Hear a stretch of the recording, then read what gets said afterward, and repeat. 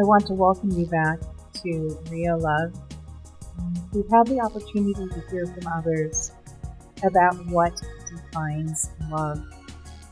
From those definitions, we found caring for oneself, honoring, gentle, strong, patient.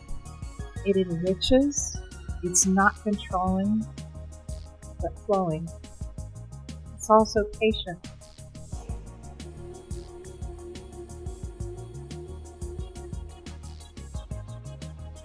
Some have said love is all there is. It's all surrounding, all encompassing.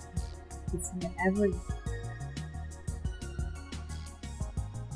It's peace, it's understanding, hard work, a sweet inner dialogue.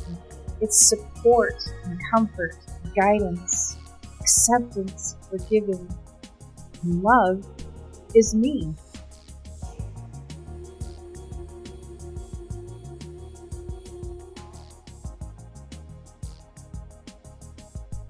It resides between respect, reciprocity, care, compassion. It makes sure you are fed, heard, safe, nourished, hydrated, clean. It's the selfless love of one's own being, free from guilt. We could spend lifetimes undoing the things that we have learned that do not suit us.